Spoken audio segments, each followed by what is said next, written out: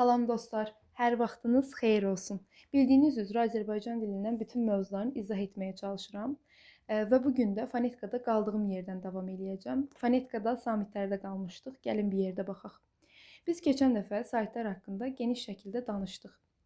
Bu dəfə samitlərdən danışacağıq. Saitlər haqqında danışanda düzü samitlərdən də qısa şəkildə məlumat verdim.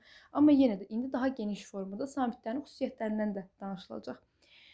Saitlərdən fərqli olaraq samitlər tələffüz olunarkən ağızda maneəyə rast gələn səslərdir. Və samitlər maneəli və küylü səslərdir burada qeyd olunduğu kimi. Səs tellərinin iştirakına görə samitlər iki yerə bölünür: kar və cingiltili. Və dilimizdə 25 dənə samit səs var. 23 dənə isə samit hərf var. Onlardan ikisinin yazda qrafik işarəsi yoxdur deyə deyirik. 23-ü hərfdir, 25-i səsdir. Danışaq kar samitlərdən. Kar samitlər tələffüz edərkən səs telləri qeyri-fəal olur. Kar samitləri buna görə yalnız kuydən ibarət olur. Dilimizdə 11 dənə kar samit var.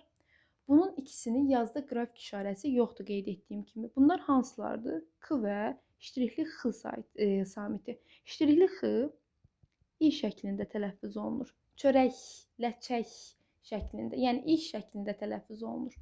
Bunu da qeyd etmək istədim. Keçək digər mövzuya. Deməli, cingiltili samitlərdən danışaq. Deməli, cingiltili samitləri tələffüz edərkən səs telləri fəal olur. Cingiltili samitlər səs tellərində olan cingiltidən və ağızda olan kuydən əmələ gəlir. Və karlardan fərqli olaraq həm küylü, həm də avazlı olur cingiltili samitlər. Dilimizdə isə 11 dənə cingiltili samit var. Uşaqlar, deməli, yoldaşlar, bunu necə əzbərləyirsiniz, necə öyrənirsiniz? Bəziləriniz düşünür ki, cingiltiliyi ayrı, karı ayrı öyrənmək daha yaxşıdır əzbərləmək. Bu tamamilə yanlışdır. Cingiltili kar samitləri qarşılıqlı şəkildə öyrənmək daha doğrudur. Çünki bu samitlər onsuz eyni maneədən yarandığına görə bir-birinə qarşılıqlı şəkildə oxşar səslərdir. Yəni cütlükləri nəzərdə tuturam. Buna görə də birini dedikdə digəri avtomatik şəkildə yada düşür. Məsələn, deyək ki, B, P. İkisi oxşar maneədən yaranıb deyə fikir verin. Tələffüz zamanı səsdə oxşarlıq əmələ gəlir. B, P. Ya da ki, C, Ç, D, T, G, K, G, X, J, Ş, Q, K, L, M, N, R-nın kar qarşılığı yoxdur və buna görə də bunlar sonor samitlərdir. Biz L, M, N, R-nı sonor adlandırırıq. V, F, H-nın cingiltili qarşılığı yoxdur. Y, ştrixli X, Z isə S ilə qarşılıqlıdır, yəni cütlükdür. Deməli, bir də bunu qeyd eləmək istəyirəm ki, çox vaxt yanılıb deyirlər ki, bəs H da onda sonor samitdir də, onun da qarşılığı yoxdur. Xeyr. Biz sonoru kar qarşılığı olmayanlara deyirik, cingiltili qarşılığı olmayanlara yox. Buna görə deyirik ki, bizim 4 dənə sonor samitimiz var, H-nın isə cingiltili qarşılığı yoxdur. Xahiş edirəm, bunu qarışdırmayaq. Gələk qeydlərə. M və N burun samitlərdir, yəni burunda tələffüz olunan samitlər. H isə boğaz samitidir. Digər samitlər isə əsasən ağız samitləridir. L, M, N, R sonor samitlərdir. Bunların kar qarşılığı yoxdur. H-nın isə cingiltili qarşılığı yoxdur. Ştrixli X səsi kar samitdir. Cingiltili qarşılığı isə Y-dır.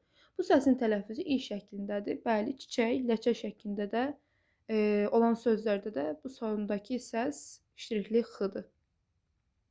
K səsinin K səsi ilə qarışdırmaq olmaz. Birincidə səs kran, ikincidə isə kin sözündəki ilk samitdir. Əgər sözdə K samiti tələffüz edilməlidirsə, onun tələffüzü K. K ilə yox, K ilə verilərsə, bu yanlış tələffüzdür. Yəni ki, siz K-nı tələffüzdə K olmalı bir sözün tələffüzündə K kimi qeyd etsəniz, bu yanlış olar. Məsələn, komandir deyirik. Komandir demirik ki, deməli orada bir dənə xətt olmalıdır. Komandir olmalıdır. Burada da qeyd olunubdur. Yəni qeyd olunmasa bu orfoepik səhvdir. Yəni tələffüz səhvidir. Ona görə də buna diqqət eləmək lazımdır. K hərfinin tələffüzünə gələk. K hərfi 5 cür səs kimi tələffüz oluna bilər. Bunlar hansılardır? K kimi, yəni özü kimi, K kimi, ştrixli X kimi, Y kimi, bir də cingiltili qarşılığı olan G kimi. Yəni 5 cür səs olaraq tələffüz oluna bilir. Sözün əvvəlində ki hərfi ərəb, fars mənşəli və milli sözlərdə adətən ki kimi tələffüz olunur. Yəni olduğu kimi tələffüz olunur. Kələmdir, kamildir, kitabdır. Bunların hər birində olduğu kimi tələffüz olunur. Rus Avropa mənşəli sözlərdə ki hərfi əvvəldə gələndə heca incə saytda olarsa ki kimi tələffüz olunur. Məsələn, kino, Kiyev, fikir verin, ikinci sayt nəzərdə tutulur. Yəni hecanı. Birinci sayt daha doğrusu Kiyev bunları. Amma sözün əvvəlindəki heca qalın saytda olarsa k kimi tələffüz olunur. Məsələn, kapitan görürsüz, A ilə gəlibdi heca. Ya da ki komandir. Bu da ki qalın sayt ilə gəlib. Buna görə də k kimi tələffüz olunur. Sözün orta və son hecalarında ki hərfi k kimi tələffüz olunur. Sintaksis. Oktyabr. Yəni buna görə də buna da diqqət yetirmək lazımdır. Sözün ortasında samitdən öncə gələn sait əhatəsində olan ki hərfi şirikli x kimi tələffüz olunur. Bəkməz, ürəkdən şəklində. Sonunu deyir ki hərfi ilə bitən çox hecalı bir qrup milli sözlərdə ki hərfi necə tələffüz olunur, onun qaydasına baxaq. Sözün son hərfi ki hərfi ilə yazılır, söz müstəqil işlənir, bu zaman iştirikli x kimi tələffüz olunur. Məsələn, ləçəkdir, çörəkdir, bilikdir, bunlar iştirikli x ilə tələffüz olunur müstəqil halda. Belə sözlərdən sonra samitlə başlanan şəkilçi və ya söz gələrsə, yenə də iştirikli x kimi tələffüz olunur. Ləçəkli, çörəkdən, bilikli, bu şəkildə. Belə sözlərdən sonra saitlə başlanan şəkilçi gəldikdə k-yi əvəzlənməsi baş verir. Baxın, burada k-yi əvəzlənməsi təkcə tələffüzdə deyil, yazılışda da k-yi şəkildə əvəzlənməsi olur. Yəni yazılışda da biz y yazırıq, tələffüzdə yox təkcə. Çörəkin demirik, çörəyin deyirik. Ya da ləçəyin demirik, ləçəkin demirik, ləçəyin deyirik. Yəni yazılışda da bu cür yazılacaq, tələffüzdə də bu cür olacaq. Daha sonra belə sözlərdən sonra saitlə başlanan söz gəldikdə yazılışda ki hərfi olduğu kimi qalır. Tələffüzdə isə y kimi tələffüz olunur. Məsələn, çörək ağacı yazılır, çörək ağacı deyilir. Yəni y ilə tələffüz olunur. Arxasınca saitlə başlanan söz və ya şəkilçi gələrsə bu cür olacaq. Daha doğrusu söz gələrsə bu cür olacaq. Sonra ki hərfi ilə bitən çox hecalı bir qrup sözlərdə ki hərfi. Sonra ki ilə yazılır, müstəqil işlənir. Bu zaman ki həm ki, həm də k kimi tələffüz olunur. Məsələn, şərik, malik, iştirak, əmlak, optik, mexanik, texnik. Yəni bunlar ki və k kimi tələffüz olunur. Y keçmir, başqa hərfi keçmir. Yəni siz demirsiniz da maliyyə, şəriyə demirsiniz. Şərik sözü olduğu kimi qalacaq ya da malik sözü olduğu kimi qalacaq. Əmlak sözü olduğu kimi qalacaq. Aptek k ilə deyiləcək, amma y keçmir. Apteyə demirik. Aptekə gedirik deyirik. Yəni bunu da yaddan çıxartmayaq. Bu sözlərdə ki, bu arada testdə çox düşən sözlərdir. Xüsusən də bu qeyd etdiyim sözlər var. Hər dəfə demək olar ki, fonetika bölməsində 2-dən danışılanda bu testləri, bu sözləri daha doğrusu dimin testində biz görürük. Ona görə də bu sözlərə xüsusən diqqət edin. Daha sonra belə sözlərdən sonra istər saytla, istər də samitlə başlanan söz və ya şəkilçi gəlsə də ki olduğu kimi tələffüz olunur. Şərikimiz, şərik, şərikdən fərqi yoxdur. Şərik olduq, şərikdən fərqi yoxdur. Hər birində necə var, elə də tələffüz olunacaq. Bu arada sözdə kinin k kimi tələffüz olunması fərq yaratmır. Yəni deyək ki, siz aptek sözünü gördünüz. Aptek sözü k ilə tələffüz olundu deyə siz ona deyə bilməzsiniz ki, keyfiyyət fərqi var. Xeyr, yoxdur. Amma k kimi tələffüz olunsa, bu zaman fərq var deyərik. Yəni bəzən çaşır uşaqlar ki, bəs k-nın tələffüzündə bəs fərq yaranmırdı samitlərdə. Elə bir şey yoxdur. Mən demişəm ki, k-nın k kimi tələffüz olunması fərq yaratmır. K-nın k kimi tələffüz olunması ya da hər hansı bir samitin k kimi tələffüz olunması fərq yaradır. Özümüzdən Koreya kəşf etməyək. Gələk. Sonu k ilə tələffüz edilən təkhecalı sözlərdə ki hərfi necə olur? Təkhecalı milli sözlərin sonunda ki hərfi yazılışda da tələffüzdə də olduğu kimi qalır. Türkdür, təkdir, kürkdür, olduğu kimi. Təkhecalı alınma sözlərinin sonunda ki hərfi yazılışda olduğu kimi qalır. Tələffüzdə isə k kimi tələffüz olunur. Bank, tank, bak hər birində k kimi tələffüz olunur. Bu iki qismə aid olan sözlərdən sonra istər saitlə, istərsə də samitlə başlayan söz və ya şəkilçi gəlsə də yenə müvafiq olaraq ki və k kimi tələffüz olunurlar. Məsələn, bankdan sözü samitlə başlayan şəkilçi gəlib da, indi dan. Yenə də bankdan olaraq qalır. Bankdan demirik, bankdan. Türk birliyi şəklində, kürk almaq şəklində. Ki hərfi bəzi sözlərdə g kimi tələffüz olunur. Nə zaman baxaq? Qoşa k hərfi ilə yazılan sözlərdə tələffüz zamanı ikinci k, g samiti kimi tələffüz olunur. 8, mütəkkə, təfəkkür, Məkkə bu sözləri nümunə göstərə bilərik. Bəzi sözlərdə söz ortasında k hərfi g kimi tələffüz olunur. Təşkilat, müşkül, məskən. Daha sonra k samitinin k kimi tələffüz olması yazılış və deyiliş arasında fərq yaratmır. Bunu qeyd etdim. Kar və keş şəkilçili sözlərdə tələffüz zamanı k əvəzlənməsi olmur uşaqlar. Deməli, sənətkar sənətkar olaraq qalır. Zəhmətkeş olaraq da qalır. Yəni zəhmətkeş, sənətkar bunları demirik. Zəhmət olmasa qaydalara riayət edək. Daha sonra qıya gələk. Q hərfi 4 cür səs olaraq tələffüz olunur. Q kimi, kar qarşılığı k kimi, x kimi, bir də q kimi. Baxırıq qaydalara. Deməli, sözün əvvəlində gələn q hərfi bütün sözlərdə elə q olaraq qalır. Məsələn, qonaq, qələm, fərqi yoxdur. Q olaraq da qalır. Sözün ortasında gələn q hərfi özündən sonra kar samit gələrsə k kimi tələffüz olunur. Məsələn, təqsir, nöqsan, məqsəd. Özündən sonra cingiltili samit gələrsə q kimi tələffüz olunur. Miqyas, istiqlal. Amma istisna məqam var ki, haqlı sözü haqlı şəklində tələffüz olunur. Yəni k-yə çevrilir. Burada da verilibdir. Yəni bu istisnadır. İstisnalar qaydanı pozurmu? Xeyr, pozmur. Ona nə edirik? İstisna olduğunu bilirik, amma qaydanın da olduğu kimi öyrənirik. Sonu q hərfi ilə bitən çox hecalı sözlərdə necə olur? Milli sözlər nəzərdə tutulur. Sözün sonu q hərfi ilə yazılır. Söz müstəqil işlənir. Bu zaman x kimi tələffüz olunur. Qonaq yazılır, qonaq deyilir, qonaq tələffüz olunur. Otaq yazılır, otaq deyilir. Yarpaq yazılır, yarpaq deyilir. Belə sözlərdə samit başına şəkilçi və ya söz gələrsə x kimi tələffüz olunur. Qonaqlıq, otaqdan, toyuq dəni bu şəkildə. Amma sözlərdən sonra sait başına şəkilçi gəldikdə həm tələffüz, həm də yazılışda q-ğı əvəzlənməsi baş verir. Qonağa, otağın bu şəkildə. Belə sözlərdən sonra sait başından söz gəldikdə yazılışda q hərfi olduğu kimi qalır. Tələffüzdə isə q kimi tələffüz olunur. Qonaq otağı, bayraq astıq. Yəni burada q kimi tələffüz olunur. Bu arada bu da testdə çox düşən bir məqamdır xüsusən. Yəni q-nın necə tələffüz olunmasını, yəni imtahanlarda da xüsusən OTK-larda çox verirlər bunu. Hər hansı bir birləşmənin tərkibində verib deyirlər ki, bəs bu söz necə tələffüz olunur? Uşaq götürür müstəqil halda tələffüz edir. Deyir ki, bəs qonaq sözündə sonda x var. Amma qonaq otaq verib də orada sən onu q ilə tələffüz eləməlisən. Sən ona birləşmə şəklində baxmalısan. Tək götürüb müstəqil halda verməyib ki, müstəqil baxasan. Niyə verilən şeyə düzgün baxmırsan da özünün beynindən fantaziya çıxarırsan? Xeyr, elə şey olmaz. Şərtdən nə veribsə, ona uyğun şəkildə də cavabı tapmaq lazımdır. Sonu q hərfi ilə bitən çox hecalı sözlərdə, alınma sözlərdə necə olur bəs? Sözün son hərfi q ilə yazılır, söz müstəqil işlənir, bu zaman q kimi tələffüz olunur. Üfüqdür, məntiqdir, pedaqoqdur, sadiqdir, dialoqdur, fərqi yoxdur. Belə sözlərdən sonra samitlə başlayan söz və ya şəkilçi gələrsə, k kimi tələffüz olunur, k kimi. Məsələn, üfüqdən, məntiq kitabı, pedaqoq davranışı, yenə də k kimi tələffüz olunur. Belə sözlərdən sonra saitlə başlayan söz və ya şəkilçi gələrsə, q olduğu kimi qalır. Üfüqə, məntiq oxumaq, sadiq insan, fərqi yoxdur. Yəni bu zaman k-yə çevrilmir. Q olduğu kimi qalır.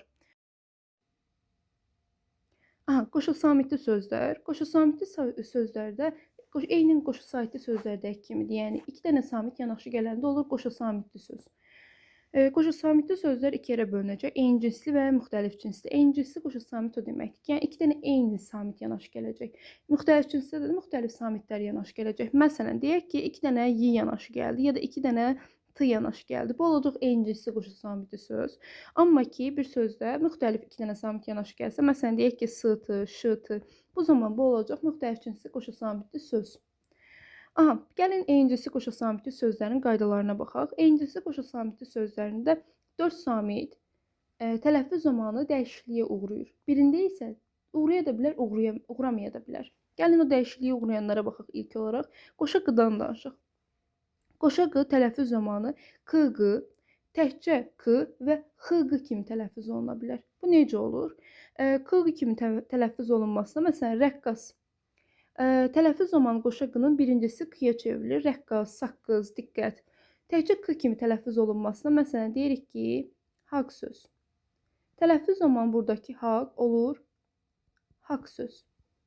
təkcə k kimi tələffüz olunur. X, q kimi tələffüz olunması da mürəkkəb sözlərdə olur. Məsələn, deyirik ki, balıq qulağı. Tələffüz zamanı bu olur. Balıq qulağı. Bəli, yəni qoşa q, x, q kimi, təkcə k kimi, həm də ki, k, q kimi tələffüz oluna bilir. Qoşa k-dan danışaq. Qoşa k, k, g, həmçinin də təkcə k kimi tələffüz oluna bilir. K, g kimi tələffüz olunmasına 8-dir, mütəkkədir. Normalda bu kimi tələffüz olunur deyə bir çox nümunə deyə bilərik.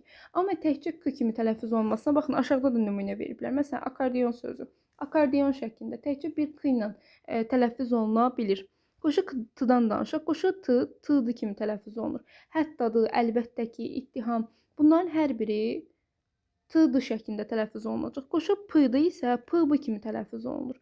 Topbuz, güppultu. Bunların hər biri p-b kimi tələffüz olunacaq. Qoşa y-dı isə fərqlidir.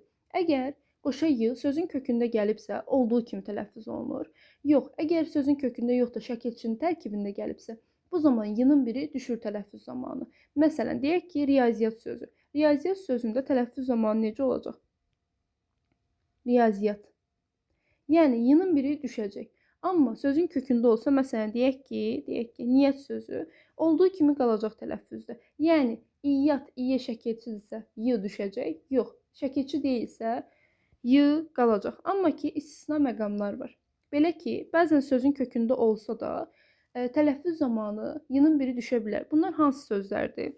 Vəziyyətdir, vəsiyyətdir, səhiyyədir, səciyyədir, səviyyədir, heysiyyətdir, məziyyətdir. Bu kimi sözlərdə tələffüz zamanı y sözün kökündə olmasına baxmayaraq y-nın biri düşür.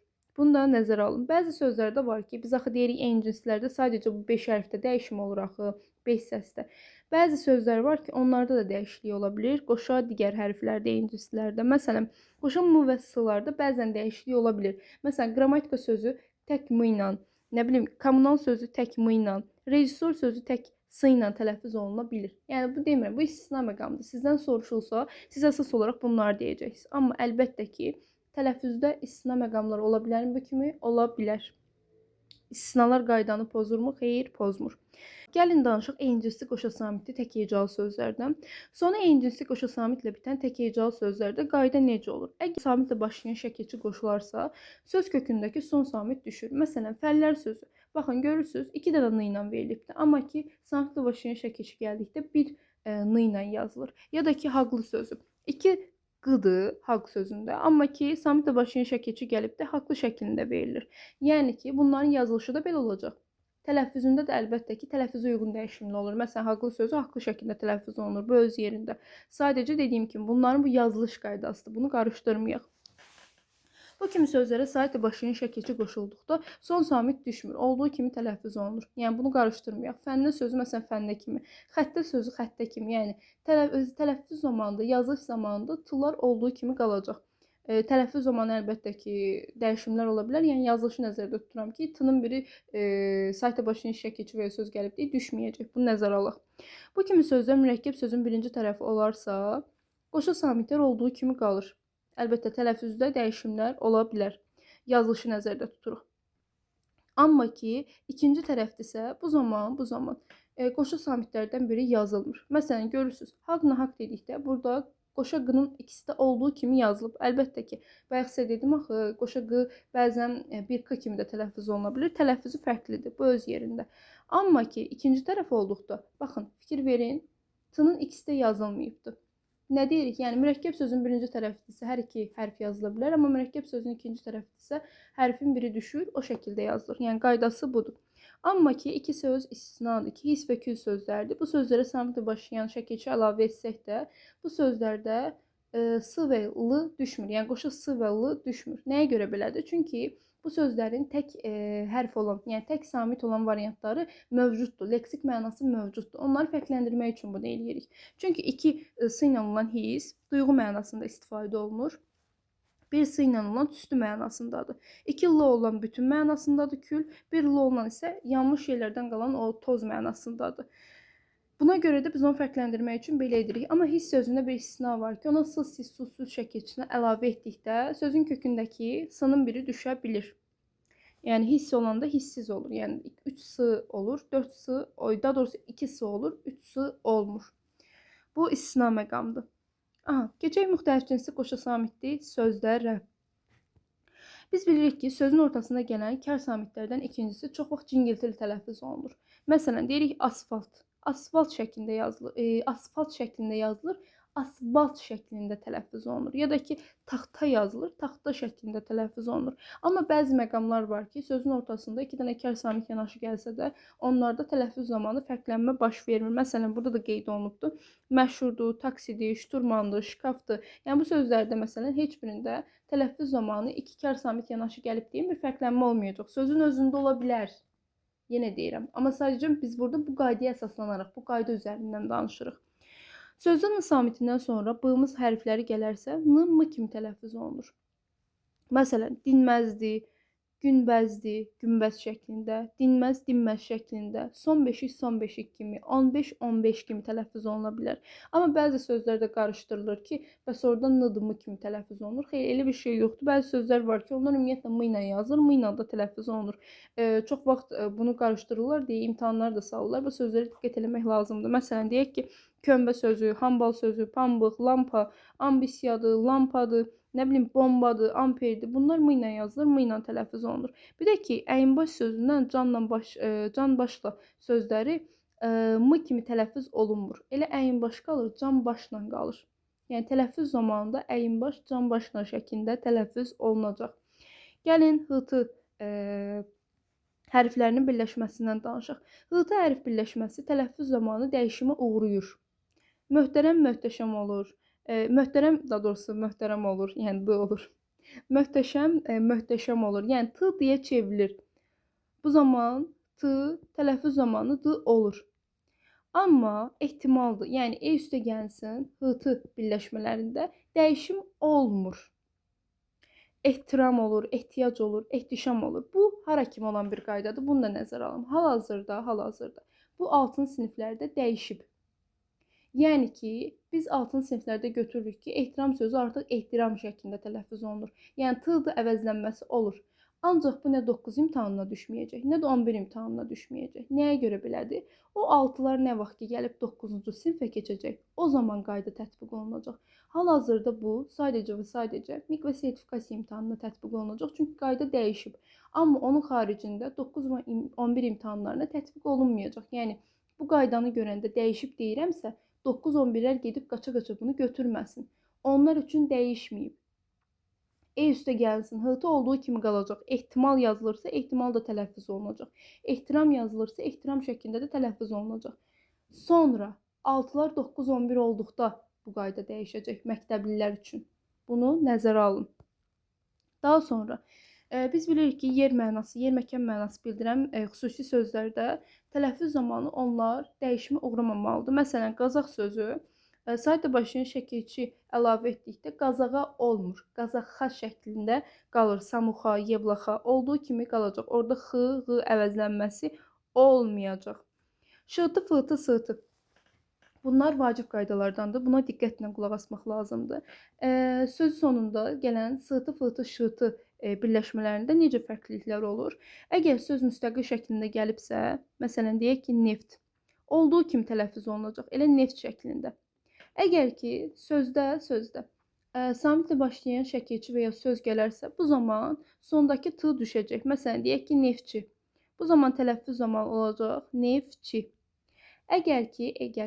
Əgər sözü saytla başlanan söz və ya şəkilçi gələrsə, bu zaman t-dır əvəzlənməsi olacaq.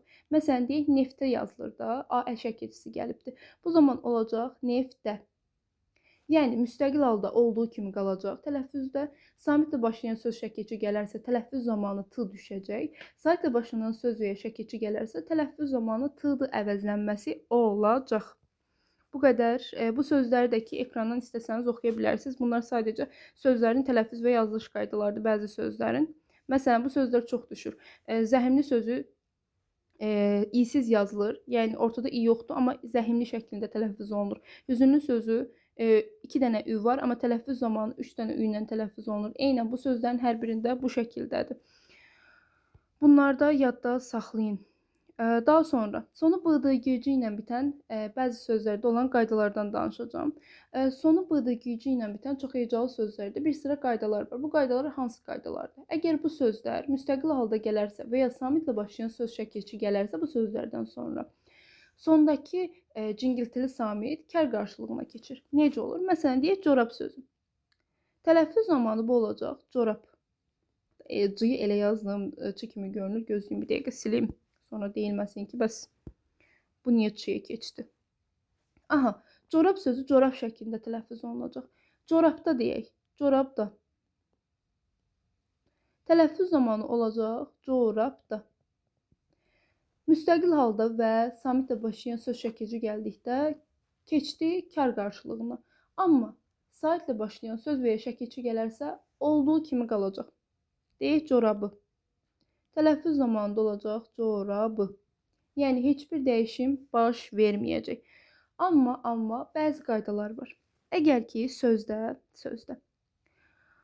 samit plus sait plus samit düsturuna uyğun şəkildə bir söz gələrsə, bu zaman tələffüzdə fərqlənmə olmur. Bu bir hecalı sözlərə aiddir. Məsələn, deyək dad sözü. Dad sözü bıdıgıcı ilə bitir. Amma ki tələffüz zamanı dəyişiklik baş vermir. Ya da ki, sait plus samit düsturuna uyğun gələrsə, bu zamanda dəyişiklik baş verməyəcək. Məsələn, ad sözü. Tələffüz zamanı yenə olduğu kimi qalacaq. Heç bir dəyişim baş verməyəcək. Bir də ki, bəzi istisna məqamlar var. Onlar da burada verilməlidir. Məsələn, verilib, bəli. Sonu bu ilə bitən sözlər var ki, bəzilərində tələffüz zamanı dəyişim baş vermir. Bunlar hansı sözlərdir? Təəccüb sözüdür, tələbkar sözüdür, təəssüb sözüdür. Bu sözlər sonu bu ilə bitən çox hecalı sözlər olsa da, tələffüz zamanı bu-ya keçmir. Bunları yadda saxlayaq. Təəccüb, tələbkar və təəssüb sözləri. Bunlar olduğu kimi qalacaq. Bir də ki, bəzi sözlər var ki, mən axı sizə bu iki düsturu dedim. Bəzi sözlər var ki, o düstura aid deyil, amma yenə də dəyişim baş vermir. Ancaq bu hamısına aid deyil. Məsələn, bu düstura aid deyil deyə qəlb sözü tələffüz zamanı olur qəlb. Amma dediyim kimi istisna məqamlar mövcuddur. Bunlar da ki istisnalardandır. Bir də ki, nəyi nəzərdə tutmaq lazımdır? İb, ib, üb şəkilçisi gələrsə. Bu şəkilçi gələrsə sözün sonundakı b-ya keçmir tələffüz zamanı. Məsələn, deyək gəlib sözü. Gəlib sözü tələffüz zamanı olduğu kimi qalacaq. Yəni gəlib olmayacaq. Axı biz sözün kökünü nəzərdə tuturuq. Yəni sözün kökü dedikdə, yəni qrammatik şəkilçi nəzərdə tutmuruq. İbi nəzərdə tutmuruq. Qayda buna aid deyil. İb şəkilçisi gələrsə deyirsiniz ki, olduğu kimi qalır. Qaydadan kənardır bu. Nəysə, keçək hecaya. Heca tələffüz zamanı sözün asanlıqla bölünən hissəsinə deyilir. Sözdə nə qədər sait varsa, o qədər də heca var. Baxın, bu əsas qarışdırılan məqamdır. Nəyə görə qarışdırılır? Çox adam düşünür ki, hecanı tapanda tələffüzə baxılır. Bu yanlışdır. Heca yazılışa baxaraq tapılır. Deməli, əgər sözdə burada 3 dənə sait varsa yazılışda. Əgər tələffüz zamanı bunun biri düşürsə, çox adam deyir ki, bəs burada 2 heca var da, 2 dənə sait var. Bu yanlışdır. Axı biz yazılışına baxırıq. Burada 3 dənə heca var, 3 dənə sait var da. Deməli bu sözdə 3 heca var. Çünki yazılışında 3 sait var. Xahiş edirəm, bunu qarışdırmayaq. Xüsusən şagirdlərimdən bunu qarışdıran var. Ona görə bunu vurğulamaq istədim. Bunu qarışdırmayaq. Yazılışına baxırıq. Tələffüzə qaçmırıq. Diqqətli oluruq. Aha, daha sonra heca 2 yerə bölünür. Bildiyiniz üzrə bəzi yerlər əslində örtülü, örtüsüz, açıq qapalı, amma açıq qapalı əsasən istifadə olunur. Heç bu da çox vaxt qəbula düşmür, amma dediyim kimi bunun üzərinə keçmək istəyirəm, bir dəfə deyim. Açıq heca nədir? Saitlə bitən heca açıq hecadır, samitlə bitən heca qapalı hecadır. Məsələn, kitab sözü. Kitab sözündə birinci heca açıq hecadır, ikinci heca qapalı hecadır. Çünki niyə? Birinci heca saitlə bitib, ikinci heca samitlə bitib. Bu da öz yerində. Baxın, bunu da qeyd edir. Əsl Azərbaycan sözlərində hecalar 1, 2, 3 samit səslə olur. Amma alınma sözlərdə isə hecadakı samitlərin sayı çox ola bilər. Sözdə sait səslərin sayı ilə hecaların sayı fərqli ola bilər. Sait səslərin deyir, hərflərin yox. Bunu nəzərdə tutur. Yəni ki, sözün yazılışında 3-dən ola bilər. Sözün tələffüzündə 2 sait ola bilər. 3 heca var bu sözdə, amma 2 sait var. Bunu unutmayın. Səs sayından heca sayını heç vaxt qarışdırmayın. Hərf sayına baxmaq lazımdır. Hərf, yəni yazılışına. Hecalar defislə ayrılır, tire ilə ayrılmır. Heca sözün yazılışına əsasən müəyyən olunur. Bunu dedik. Keçək sözün sətirdən sətrə keçirilməsinə. Sözlər sətirdən sətrə keçirilərkən defis işarəsi ilə, hecaların bölünməsi ilə keçirilir.